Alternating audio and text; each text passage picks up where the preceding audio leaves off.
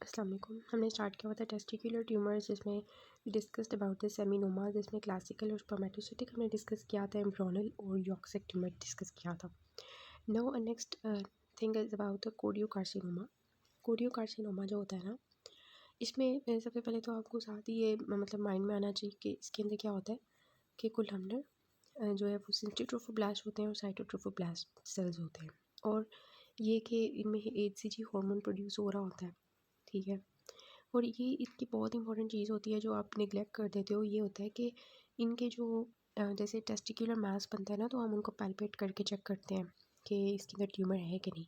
तो ये जो है ना ट्यूमर्स छोटे छोटे होते हैं, मतलब कि for example this is a testis, तो इतना छोटा सा ट्यूमर होता है कि वो पैल्पेट नहीं होता टेस्टिस के ऊपर, लेकिन जो है ना उसकी वो छोटा सा ट्यूमर जो है वो एक्सटेंसिव मेटास्टेटिक डिजीज़ करता है, मतलब कि होता वो छोटा सा रहा है, पैल्पेट नहीं होता, उसने छोटे होते ही जो है ना मेटास्टेटिक डिजीज़ कर दी होती है।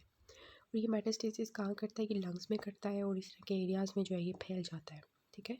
तो इस तरह से ये बहुत डेंजरस होता है, और इसकी होता है कि ये ना रिस्पॉन्ड भी नहीं करता फिर जो भी हमारी थेरेपी वगैरह होती है, ठीक है। अच्छा, तो ये होती है कोरियोकार्सिनोमा की। इसमें क्या होता है कि जो साइटोट्रोफोब्लास्ट हमें मिलते हैं, ठीक है, HCG हार्मोन रेस्ड होता है, और इसके अलावा जो है इसमें ये स्मॉल ट्यूमर्स होते हैं और नॉन पैल्पेबल होते हैं, ये मेटास्टेसिस बहुत ज़्यादा करते हैं, ठीक हो गया। उसके बाद आते हैं हमारे टेराटोमास, ठीक है। टेराटोमास जो है आपको पता है कि इसमें क्या होता है कि सारे किस्म के जो सेल्स होते हैं, हेयर्स हैं, ग्लैंड्स हैं, टीथ हैं, और जो है आपके ब्रोंकियल एपिथेलियम की सेल्स है, या जो है अगर हम बात करें तो स्क्वेमस एपिथेलियम है, थायराइड ग्लैंड है, सारी जो डिफरेंट तरह के जो सेल्स होते हैं वो एक जगह इकट्ठे हो जाते हैं। तो उस कलेक्शन को हम क्या कहते हैं, हेल्टर स्केल्टर कलेक्शन। तो ये होती है कैरेक्टरिस्टिक चीज़ टेराटोमास की। अगर तो मेच्योर होंगे तो ये सारी चीज़ें हमें मिल रही होंगी, सही तरह से हम डिफ्रेंशिएट कर पाएंगे। अगर नहीं हम उनको डिफ्रेंशिएट कर सकते तो that is the immature teratoma, ठीक है। और ये है कि जो टेराटोमास होते हैं ना, ये मेलिग्नेंट ट्रांसफॉर्मेशन इनकी जो है वो होती है, ठीक है। किन लोगों में होती है टेराटोमास की malignant transformation, post pubertal male में, ठीक है। वैसे ये इतने मेलिग्नेंट नहीं होते, और इनके लिए फिर हमें जो है वो सर्जिकल रिसेक्शन करनी पड़ती है। So this is actually the microscopic picture of the teratoma, showing you कि इसमें आपको डिफरेंट तरह के सेल्स मिल रहे होते हैं, ग्लैंड्स भी मिल रहे होते हैं, कार्टिलेज भी मिल रहा होता है, न्यूरल टिश्यू भी मिल रहा होता है, स्ट्रोमा भी बहुत ज़्यादा मिल रहा होता है, स्ट्रेटिफाइड स्क्वेमस लाइनिंग भी मिल रही होती है। So this is the teratoma, ठीक है। उसके बाद हमने बात करनी है एक चीज़ की कि नॉन सेमिनोमाज में अभी हमने देखा ना कोरियोकार्सिनोमा, और वी सेड दैट कि उसमें बीटा ह्यूमन क्रॉनिक गोनाडोट्रोफिन जो होती है ये पॉजिटिव होती है। तो एक्चुअली ये जो होता है ना, ये इसमें सिस्टोट्रोफोब्लास्ट और साइटोट्रोफोब्लास्ट मिल रहे होते हैं, और मैंने आपको बताया कि छोटा सा मास होता है, लेकिन ये क्या करता है कि ये इसका मेट्स चले जाते हैं टू द लंग्स, ठीक है। तो लंग्स एक्सरे पे हमें इसकी मेटास्टेसिस मिल रही होती है, ये कोरियोकार्सिनोमा की, ठीक है। और ये मिमिक कर रहा होता है to the structure of TSH, LH और FSH, जिसकी वजह से एसोसिएशन होती है। साथ में पेशेंट को गायनेकोमेस्टिया होता है और हाइपरथायराइडिज्म के सिम्टम्स आ रहे होते हैं। ये बहुत इंपॉर्टेंट चीज़ होती है, ठीक हो गया। अभी इन सब जो ट्यूमर्स हैं उनके बारे में जो आपने चीज़ें याद रखनी है वो क्या क्या है, जो आपके लिए बहुत इंपॉर्टेंट है, आपके फिंगर टिप्स पे होनी चाहिए अबाउट द सेमिनोमा। कि सेमिनोमा जो होता है ये इसमें फ्राइडे के पेरेंट्स मिलते हैं, क्लियर न्यूक्लियाई मिलते हैं, ठीक है। यॉक्सेक की अगर हम बात करें तो ये चिल्ड्रन में होते हैं लेस दैन 3 ईयर्स में, और इसमें शिलर डुअल बॉडीज़ मिलती हैं रिजेंबलिंग द ग्लोमेरुलर स्ट्रक्चर्स, और जो है AFP इनमें पॉजिटिव होता है, अल्फा फीटोप्रोटीन, ठीक है। कोरियोकार्सिनोमा की बात करें तो इसमें सिस्टियो एंड साइटोट्रोफोब्लास्ट मिलते हैं, beta human chronic gonadotrophin marker मिलता है, TSH LH से रिजेंबल कर रहे होते हैं, हेमाटोजेनस स्प्रेड होता है, इनका मेलिग्नेंट होते हैं, ठीक है। टेराटोमा की बात करें तो इसमें सारी जर्म लेयर्स होती हैं, और ये मेन में मेलिग्नेंट होता है, ठीक है। और एम्ब्रियोनल की बात करें तो ये पेनलेस नेक्रोटिक मैस होता है। ये बातें हैं। तो अगर हम बात करें differences between the seminoma and non seminomas, तो मेजर डिफरेंसेस इनके क्या होते हैं कि जो सेमिनोमास होते हैं ये ज़्यादा कॉमन होते हैं, ठीक है। नॉन सेमिनोमास इतने कॉमन नहीं होते। सेकंड डिफरेंस क्या होता है कि जो हमारे पास होते हैं सेमिनोमास ये लार्ज होते हैं, और नॉन सेमिनोमास होते हैं स्मॉल होते हैं। सेमिनोमास जो होते हैं ये अगर टेस्टिस की जो ऊपर अगर प्रेजेंट होते हैं तो उसकी कंटोर जो होती है उसको रिटेन रखते हैं, जबकि अगर नॉन सेमिनोमास टेस्टिस के ऊपर बने होंगे तो ये उसके स्ट्रक्चर को डिस्टॉर्ट कर देते हैं, ठीक है। अगर हम सेमिनोमास की बात करें तो इसमें जो स्प्रेड होता है ट्यूमर्स का वो लिम्फ नोड्स के थ्रू होता है, जबकि जो नॉन सेमिनोमास होते हैं उनमें हेमाटोजेनस स्प्रेड होता है, ठीक है। जो सेमिनोमास होते हैं ना, ये इनका प्रोग्नोसिस अच्छा होता है, ठीक है। हम इनको अगर ट्रीट करते हैं तो ये रेडियो सेंसिटिव होते हैं, रेडियोलॉजिकली ट्रीट हो जाते हैं, जबकि नॉन सेमिनोमास जो होते हैं इनका वर्स्ट प्रोग्नोसिस होता है, ठीक है। और अगर हम बात करें ट्यूमर मार्कर्स की तो सेमिनोमास में हमें मोस्टली जो है ये मिलता है ह्यूमन कोरोनिक ग्रैंडोट्रोफिन, और ये बाकी जो ये वाले हैं इनमें डिपेंडिंग अपॉन कि कौन सा ट्यूमर है वेरी कर सकते हैं tumour markers, alpha beta protein, HCG etcetera, ठीक है। तो ये थोड़े से डिफरेंसेस थे ओवरऑल अगर हम सेमिनोमास और नॉन सेमिनोमास की बात करें। तो इनमें जो होता है ना स्प्रेड, वो अगर हम बात करें लिम्फ नोड्स के थ्रू जो स्प्रेड होता है वो कहाँ कहाँ पर हो सकता है, रेट्रोपेरिटोनियल जो लिम्फ नोड्स होते हैं, मतलब पेरिटोनियम के जो पीछे लिम्फ नोड्स होते हैं वहाँ पे स्प्रेड हो सकता है, या पैरा एओर्टिक हो सकता है, जो एओर्टा है उसके इर्द गिर्द जो नोड्स पड़े हुए हैं वहाँ से हो सकता है, या हमारे पास मीडियस्टाइनल लिम्फ नोड्स में मेटास्टेसिस हो सकती है, ठीक है, टेस्टिकुलर ट्यूमर्स की, या सुप्रा क्लेविकुलर लिम्फ नोड्स में हो सकती है, ठीक है। तो ये डिफरेंट हमारे पास जो है लिम्फ नोड्स में जो इनका जाता है वो है। ब्लड के अगर हम बात करें कि ब्लड में ये कहाँ कहाँ जाते हैं ब्लड से, तो ये लंग्स में, लिवर में और ब्रेन में और बोन्स में जाते हैं, LLBB, ठीक है। LLBB means lungs, liver, bones and brain में जो है ब्लड के अंदर इनका ट्रांसफर होता है। और हमने ये देखा कि मोस्टली जो सेमिनोमास होते हैं उनका लिम्फ नोड्स के थ्रू स्प्रेड होता है, और ब्लड का मोस्टली हेमाटोजेनस स्प्रेड जो होता है वो हमारे नॉन सेमिनोमेटिस का होता है, ठीक है। ट्यूमर मार्कर्स हमें कौन कौन से ओवरऑल अगर बात करें वो मिलते हैं, ह्यूमन गोनाडोट्रोपिन ये मिलता है, अल्फा फीटोप्रोटीन मिलती है, यहाँ हमें CEA मिलता है मीन्स कार्सिनो एम्ब्रियोनोजेनिक एंटीजन, ठीक है, या HPL human placental lactogen placental alkaline phosphatase, ठीक है। ये डिफरेंट हमारे पास जो है ट्यूमर मार्कर्स होते हैं जो टेस्टिकुलर ट्यूमर्स में हमें मिल सकते हैं रेज्ड, ठीक है।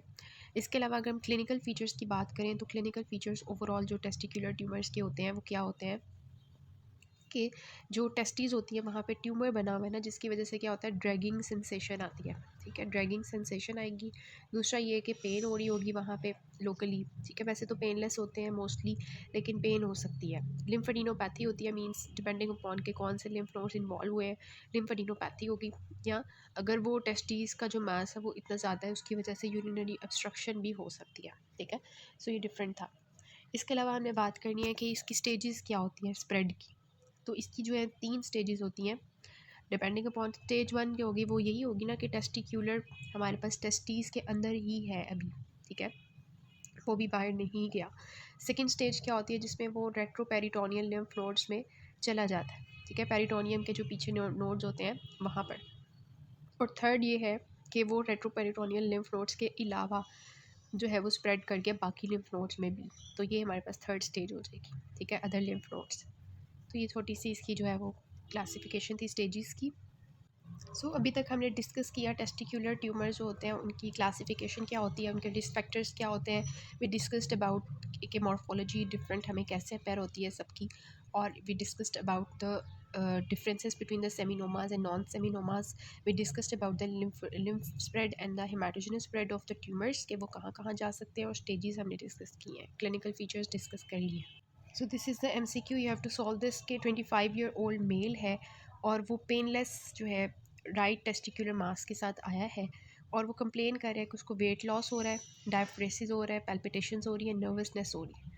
हिस्टोलॉजिकली जब हमने देखा तो टेस्टिकुलर मास हमें जो है वो नज़र आ रहा है, ठीक है। इट मीन्स के इसमें जो आप देख रहे होंगे ये वेट लॉस है, डायफ्रेसिस है, पैल्पिटेशंस और नर्वसनेस सिस्टेमिक साइंस हैं किसी चीज़ के अलॉन्ग विद द टेस्टिकुलर मास। इसका मतलब कि वो टेस्टिकुलर ट्यूमर जो होता है वो बॉडी में फैल चुका है, इस वजह से ये सिम्टम्स आ रहे हैं। और ये किसके सिम्टम्स आ रहे हैं, हाइपरथायराइडिज्म के।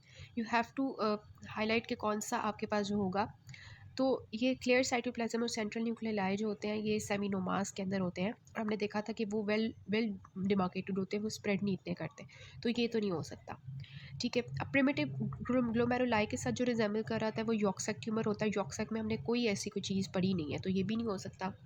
नॉर्मल टेस्टिकुलर हिस्टोलॉजी तो होगी नहीं बिकॉज ये एक ट्यूमर है, तो ये भी हमारे पास रॉन्ग हो गया। ई वाला देखें तो ईओजिनोफिलिक साइटोप्लाज्मिक इंक्लूजन्स आपको मिलती हैं, स्पेशली जो होता है ये एक जिसमें आगे हम देखते हैं अभी वो एक एक्चुअली जर्म सेल्स होते हैं, दूसरे वाले सेक्स कॉर्ड स्ट्रोमल ट्यूमर्स में आपको मिल रही होती है, ठीक है। Disordered cytotrophoblast is actually the right answer, ठीक है, बिकॉज जो साइटोट्रोफोब्लास्ट होते हैं उनके हमने देखा था कोरियोकार्सिनोमा जो होता है वो मेटास्टाइज बहुत ज़्यादा करता है, छोटा सा मैस होता है, मेटास्टाइज करता है और हाइपरथायराइडिज्म के सिम्टम्स देता है। तो इसको देखें, अभी हम इनको सबको देखते हैं। क्लियर साइटोप्लाज्म सेंट्रोन्यूक्लियर लाइक इसमें सेमिनोमास के हैं, 15 to 30 यंग एज मैन में होता है और इसमें क्लियर साइटोप्लाज्म मिलता है, फ्राइडेगर पेरेंट्स मिलती है, ठीक है, तो ये नहीं हो सकता। दूसरा अगर हम देखें तो प्रिमिटिव ग्लोमेरुलाई के साथ रिजेंबल कर रहा होता है यॉर्कशायर ट्यूमर, 3 ईयर से कम में होता है, शिलर ड्यूअल बॉडीज़ मिलती हैं, तो ये भी नहीं होगा, इसके साथ भी ये एसोसिएटेड नहीं है। फिर अगर ये थर्ड पे देखें तो ये एक्चुअली मैंने आपको बताना था कि एक्चुअली जो लिडिक सेल ट्यूमर होता है, सेक्स कॉर्ड स्ट्रोमल ट्यूमर, उसमें एंड्रोजन और ईस्ट्रोजन प्रोड्यूस हो रहे होते हैं, यंग मैन के अंदर ये कॉमन होता है। रिंकिस क्रिस्टल्स मिलते हैं जो ईओजिनोफिलिक साइटोप्लाज्मिक एक्लुएंस के साथ हमें मिलता है, सो इस वजह से ये वाला भी नहीं हो सकता, ठीक है। Finally we have the last option left के जिसमें हमने देखा कोरियोकार्सिनोमा सिस्टियो एंड साइटोट्रोफोब्लास्ट के साथ हमें मिलता है beta human chorionic gonadotrophin hormone होता है और एसोसिएटेड होता है with the gynaecomastia and the hyperthyroidism and the metastasis to the lungs, इसलिए ये जो इसका आंसर होगा वो यही होगा कि वी विल हैव द हम देखेंगे साइटोट्रोफोब्लास्ट्स, ठीक है, तो ये इसका आंसर। अब ये जो ट्यूमर्स होते हैं ना, इनको हमने देखे हाइड्रोसील होती है, ये एक्चुअली जो फ्लूइड होता है ना, ये सारा इकट्ठा हो जाता है अराउंड द ये स्क्रॉटम के अंदर, जिसकी वजह से स्वेलिंग हो जाती है इस तरह से स्क्रॉटम की। तो हमने आइडेंटिफाई करना होता है कि जो स्वेलिंग है ये हाइड्रोसील की है या टेस्टिक्यूलर ट्यूमर्स की है। सो वी परफॉर्म द ट्रांसल्यूमिनेशन, अगर तो लाइट इस तरह से पास हो रही होगी सो दिस इज़ द हाइड्रोसील, अगर लाइट नहीं पास हो रही होगी, ट्रांसल्यूमिनेशन नहीं हो रही होगी, so that will be the tumour, ठीक है। तो ये इंपॉर्टेंट है, क्लिनिकल पॉइंट ऑफ व्यू से इंपॉर्टेंट था, तो मैंने आपको ये बता दिया। नेक्स्ट जो हम टॉपिक स्टार्ट करने लगे हैं that is actually about the prostate. Prostate का सबसे पहले आपको स्ट्रक्चर पता होना चाहिए। तो ये देखिए, सबसे ऊपर ये किडनी है और वहाँ से यूरेटर निकलता है, यूरेटर जो है वो ब्लैडर में एंटर होता है, जूम कर देती हूँ, ब्लैडर में एंटर होता है और ब्लैडर जो है it goes into the urethra और यूरिथ्रा से जो है वो यूरिन की एक्सपल्शन होती है, ठीक है। अब ये देखें ब्लैडर के बिल्कुल ये जो नेक के ब्लैडर पे है, यहाँ पे we have the prostatic gland जो कि मैन में प्रेजेंट होता है, just like this is the bladder, ठीक है। और यहाँ पे इसका ये अंदर से यूरिथ्रा निकल रहा होता है नीचे की तरफ और बिल्कुल इसकी नेक के ऊपर जो है प्रोस्टेट ग्लैंड हमें नज़र आ रहा होता है। तो ये जो प्रोस्टेट ग्लैंड होता है ना, इसके ना 3 जोन्स होते हैं। ये ब्लैडर आपको ऊपर नज़र आ रहा है, उसी तरह ये यूरिथ्रा है और ये this is actually the prostate. अब प्रोस्टेट जो होता है इसके 3 जोन्स आपको नज़र आ रहे होंगे। तो ये जो ग्रीन कलर का आपको दिखाया हुआ है this is the transitional zone, ठीक है। जो सेंटर ये जो आपको ब्लू कलर का दिखाया हुआ है this is the central zone और बिल्कुल जो बाहर की तरफ पर्पल कलर का होता है this is the peripheral zone, ठीक है। इसका मतलब जो प्रोस्टेट होता है उसके 3 जोन्स होते हैं, सबसे बाहर पेरिफेरल जोन होता है, उसके अंदर सेंट्रल जोन होता है और बिल्कुल बिल्कुल जो यूरिथ्रा के साथ एसोसिएटेड होता है this is the transitional zone, ठीक है। और ये आपको इजैकुलेटरी डक्ट नज़र आ रही है, ये ऐसे जो है यहाँ से आती है, ये इस तरह से कंबाइन करती है यूरिथ्रा से और वह सेमिनल वेसिकल से आ रही होती है ना इजैकुलेटरी डक्ट, और ये दोनों मिलते हैं और जो यूरिन होता है उसमें अलॉन्ग विद द सेक्रीशंस जो है वो इकट्ठी जो है वो बाहर की तरफ आती है, ठीक है। ये इंटीरियर जो जोन आपको दिखाया हुआ है ना दिस इज़ एक्चुअली कि यहाँ पे फाइब्रोमस्कुलर स्ट्रोमा होता है इसका, ठीक है। तो प्रोस्टेट का जो एक फाइब्रोमस्कुलर स्ट्रोमा होता है जिसमें सारे उसके कनेक्टिव टिश्यू फाइबर्स वगैरह होते हैं, ठीक है, और मसल्स वगैरह होते हैं, ठीक है। लेकिन जो इसके बाकी ये जोन्स होते हैं, ठीक है। अब इसकी जो एपिथीलियम होती है ना वो इस तरह से होती है कि फ्लैट बेसल लेयर होती है, ठीक है, फ्लैट इस तरह से बेसल लेयर होगी और इसके ऊपर कोलमनर सेक्रीटरी एपिथीलियम होती है जिसमें से सेक्रीशंस प्रोस्टैटिक निकल रही होती है, ठीक है। इसी तरह जो प्रोस्टेट होता है उसके जो हमने जोन्स में डिवाइड करते हैं, दूसरा इसके लोब्स में डिवाइड करते हैं। जो प्रोस्टेट होता है उसके लोब्स क्या होते हैं, ये आपको प्रोस्टेट नज़र आ रहा है, ये इसका इंटीरियर पार्ट है आगे की तरफ और ये पोस्टीरियर पार्ट है, ठीक है।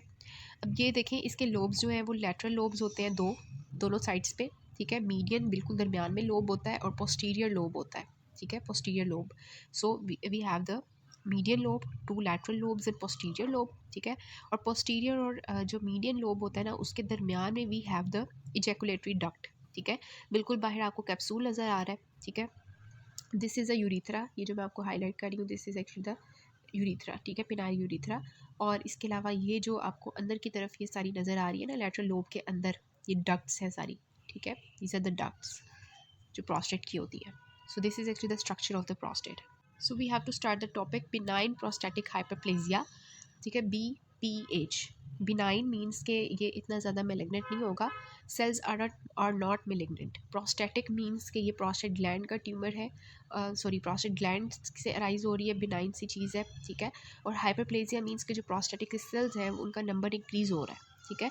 और इसकी कॉमन एज क्या होती है, ये मैन ओवर 50 में कॉमन होता है, और वैसे ये normal part of ageing consider किया जाता है कि विद एज जो है इसका साइज इंक्रीज कर रहा होता है, ठीक है। अच्छा, अब ये देखें कि प्रोस्टेट ग्लैंड आपको अगेन नज़र आ रहा है, this is a prostate gland here at the neck of the bladder, normal होता है, और अगर इनलार्ज हो जाए तो इस तरह से क्या होगा, इनलार्ज हो जाएगा, और जो यूरिथ्रा होगा जो इसे निकल रहा होगा, ठीक है, नेक ऑफ द ब्लैडर पे उसको कंप्रेस कर रहा होगा, ठीक है। This is again the benign prostatic hyperplasia. Normal prostate आपको नज़र आ रहा है यहाँ पर, यहाँ पे आपको लार्ज प्रोस्टेट नज़र आ रहा है, this is the large prostate, और यूरिथ्रा जो है वो कंप्रेस हो जाता है, जिसकी वजह से यूरिन जो होता है वो नहीं पास आउट हो सकता बाहर की तरफ, ठीक है। अब होता क्या है कि ये जो हमारे प्रोस्टेट होता है ना, इसमें एपिथेलियल सेल्स होते हैं और स्ट्रोमल सेल्स होते हैं, ठीक है। होता क्या है कि under the action of testosterone जो होता है वो जब उसके ऊपर एक्ट करता है कि एंजाइम 5 अल्फा रिडक्टेज, ठीक है।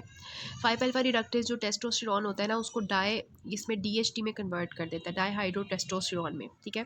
डाईहाइड्रोटेस्टोस्टेरोन जो होता है ये जाके एंड्रोजन रिसेप्टर के ऊपर एक्ट करता है, जिसकी वजह से क्या होता है कि DNA जो होता है वो ग्रोथ फैक्टर्स बनाता है, ट्रांसक्रिप्शन ट्रांसलेशन, ठीक है। ग्रोथ फैक्टर्स की वजह से क्या होता है कि जो हमारे एपिथेलियल सेल्स होते हैं, स्ट्रोमल सेल्स होते हैं, उनकी ग्रोथ होती है, ठीक है, उनका साइज इंक्रीज होता है, उनके नंबर इंक्रीज होता है, ठीक है।